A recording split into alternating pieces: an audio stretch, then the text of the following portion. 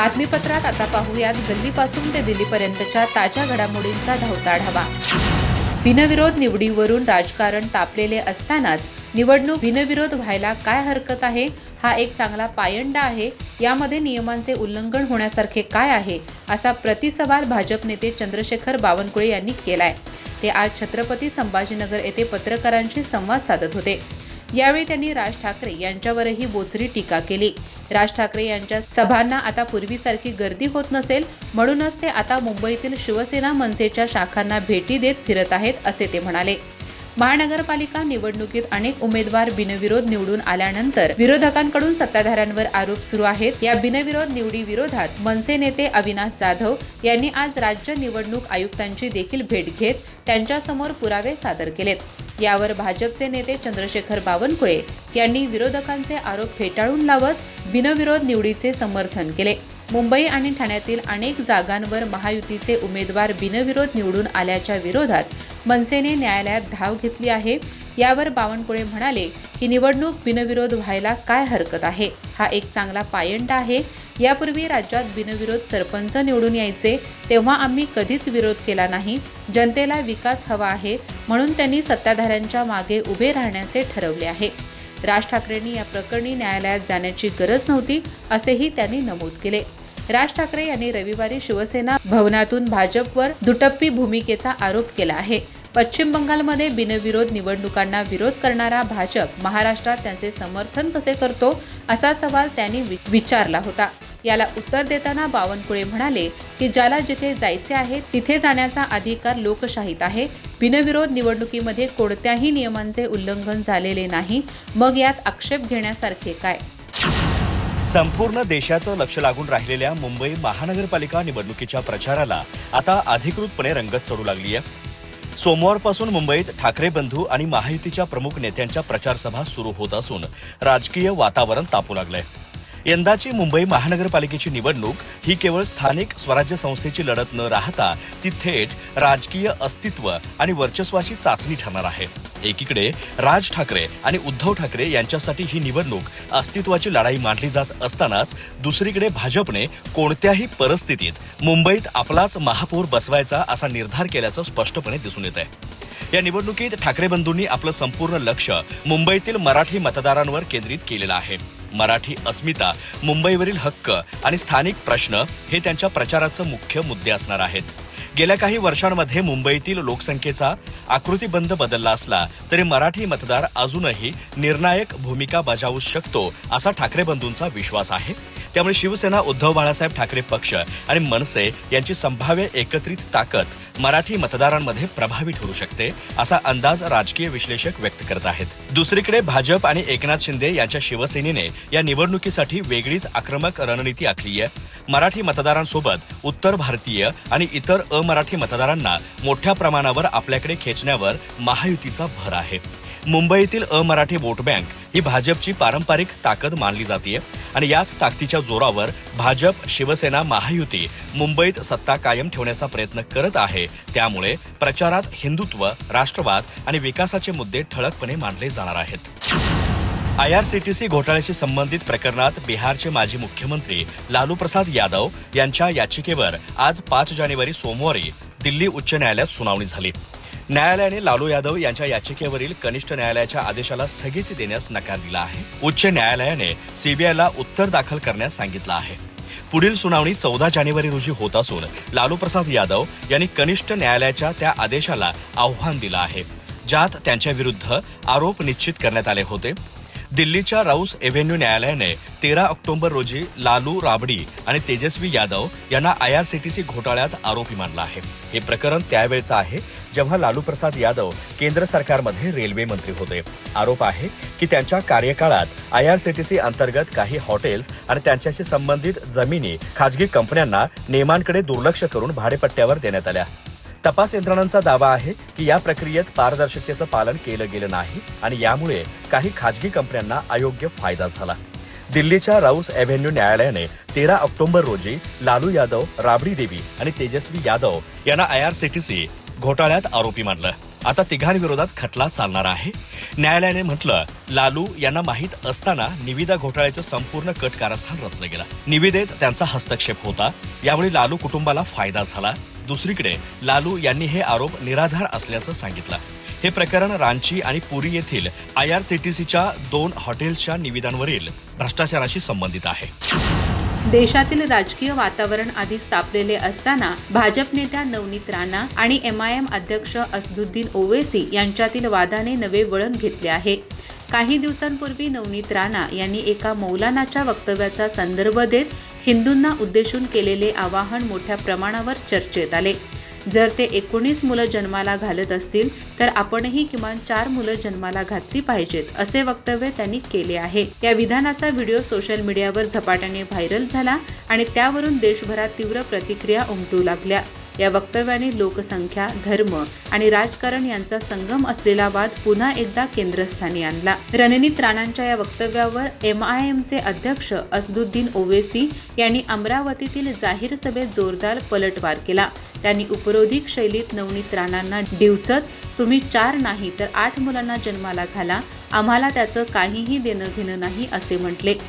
मात्र ओवैसी यांचा रोख केवळ विधानावर नव्हता तर त्या मागील राजकीय हेतूंवर होता. अशा प्रकारच्या वक्तव्यामुळे देशातील लोकांचे लक्ष महागाई, बेरोजगारी, शिक्षण आणि आरोग्य यांसारख्या मूलभूत प्रश्नांवरून हटवले जात आहे, असा आरोप त्यांनी केला.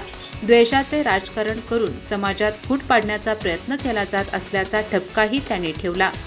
ओवैसींच्या या टीकेनंतर आता नवनीत राणा यांनी अधिक आक्रमक भूमिका घेत प्रत्युत्तर दिले आहे.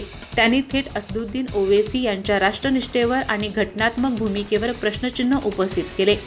डेमोक्रेसी बदलत चालली आहे, यावर ओवैसींनी बोलले पाहिजे. या देशात राहायचे असेल तर संविधान मानावे लागते, असे म्हणत त्यांनी ओवैसींवर गंभीर आरोप केले. केवळ वक्तव्यापुरते न थांबता त्यांनी ओवैसींचे नागरिकत्व रद्द करून त्यांना पाकिस्तानला पाठवावे, अशी थेट मागणी करत वादाला अधिक धार दिली. सर्वोच्च न्यायालयाने सोमवारी दिल्ली दंगलीतील आरोपी उमर खालिद आणि शर्जील इमाम यांची जामीन याचिका धुडकावून लावली. यामुळे या दोघांनाही आता पुढील वर्षभर जामीन मिळवण्यासाठी कोणताही प्रयत्न करता येणार नाही. या घटनेची देशात खमंग चर्चा रंगली असताना भाजपने उमर खालिद आणि शर्जील इमाम हे दोघेही उद्धव ठाकरे यांचे लाडके होते असा आरोप केला आहे. भाजपचे मुख्य प्रवक्ते केशव उपाध्याय यांनी या प्रकरणी आपल्या एका पोस्टमध्ये म्हटलं आहे की उबाटाचा नवा मंत्र मेरे दो अनमोल रतन, एक उमर दूजा शर्जील, भारत तेरे तुकडे होंगे अशा घोषणा देणारा उमर खालिद आणि इथे महाराष्ट्रात येऊन हिंदूंबद्दल अपशब्द वापरणारा शार्जील इमाम हे उबाटाचे लाडके होते, हे तर वास्तव आहे. ज्यावेळी अनेक राज्यांमध्ये शार्जील इमामचा शोध सुरू होता, त्याचवेळी महाराष्ट्रात शर्जील इमाम येतो, जाहीर प्रक्षोभक भाषण देतो आणि आरामात परत जातो, कारण मुख्यमंत्रीपदी उद्धव ठाकरे असतात. हे एकदा नाही तर 2दा घडतं. शर्जील इमाम प्रकरणात मोठा गदारोळ झाल्यानंतर जबाब घेण्यासाठी त्याला गुपचूप आणलं जातं. त्याच्यावर कोणतीही जबरदस्तीने कारवाई करणार नाही असं पोलीस उच्च न्यायालयात सांगतात, कारण मुख्यमंत्रीपदी उद्धव ठाकरे असतात. उमर खालिद सोबत तर युवराज आदित्य ठाकरे हे एकदा व्यासपीठावर येणार होते. छात्र भरतीने आयोजित केलेल्या CAA विरोधी परिषदेला आदित्य ठाकरे उपस्थित राहणार असल्याचं त्यांच्या छायाचित्रासह निमंत्रण पत्रिकेवरच नमूद होतं. आदित्य ठाकरे यांच्या संमतीशिवाय ते शक्य झालं असतं का? या चुका नाहीत, हा योगायोग नाही, ही जाणीवपूर्वक घेतलेली भूमिका आहे. देशविरोधी विचारांशी जवळीकता ठेवून वरून राष्ट्रवाद आणि हिंदुत्वाच्या गप्पा मुंबईकर आणि महाराष्ट्र हे ओळखून आहे. इतिहास आठवण करून देतोय आणि वास्तव स्वतःच बोलतोय, असं उपाध्याय यांनी म्हटलं आहे. पुण्यातील शिवाजीनगर परिसरातील डेक्कन शुगर टेक्नॉलॉजी असोसिएशनच्या मौल्यवान जमिनीवरून राज्याच्या राजकारणात मोठा वाद उभा राहिला आहे. माहिती अधिकार कार्यकर्ते विजय कुंभार यांनी राष्ट्रवादी काँग्रेसचे अध्यक्ष आणि उपमुख्यमंत्री अजित पवार यांच्यावर तसेच त्यांचे पुत्र पार्थ पवार यांच्यावर गंभीर आरोप करत खळबळ उडवून दिली आहे. अजित पवार यांनी ज्या इमारतीत नुकतीच पत्रकार परिषद घेतली ती इमारतच संशयाच्या भोवऱ्यात अडकली असून या संपूर्ण व्यवहारामागे नियोजनबद्ध पद्धतीने जमिनीचा गैरवापर झाल्याचा दावा विजय कुंभार यांनी केला आहे.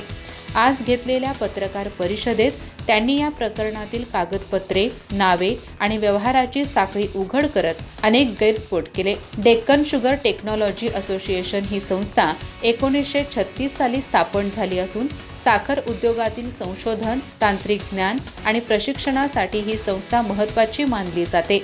पुण्यातील शिवाजीनगर परिसरात जिथे पूर्वी बस स्थानक होते आणि सध्या मेट्रो स्टेशन आहे, त्या ठिकाणी संस्थेच्या मालकीचे सुमारे 30,000 स्क्वेअर फूट जागा आहे. संस्थेच्या समोरच्या भागात इमारत उभारण्यात आली तर मागील बाजूची तेवढीच जागा मोकळी ठेवण्यात आली होती. पुढे संस्थेच्या आर्थिक अडचणी कारण पुढे करत या जागेचा विकास करण्यासाठी धर्मादाय आयुक्तांची परवानगी घेण्यात आली. मात्र ही परवानगी भाडे करारासाठी असताना प्रत्यक्षात ती जागा विकली गेल्याचा गंभीर आरोप विजय कुंभार यांनी केला आहे. विजय कुंभार यांच्या म्हणण्यानुसार संस्थेच्या विश्वस्तांनी कल्पवृक्ष प्लांटेशन या कंपनीला समोरच्या 30,000 स्क्वेअर फूट पैकी 15,000 स्क्वेअर फूट जागा 60 वर्षाच्या भाडे कराराने देण्याची परवानगी घेतली होती. धर्मादाय आयुक्तांचा स्पष्ट आदेश फ्रीज डीड म्हणजेच भाडे करारासाठी होता. मात्र प्रत्यक्ष व्यवहारात या जागेची थेट विक्री करण्यात आली. या जागेवर 13 मजली इमारत उभारण्यात आली असून त्यातून सुमारे 63,000 स्क्वेअर फूट कमर्शियल जागा निर्माण झाली आहे. या इमारतीच्या खालच्या मजल्यावर राष्ट्रवादी काँग्रेसचे कार्यालय असून वरचे मजले व्यावसायिक दराने विकले गेल्याचा आरोप आहे.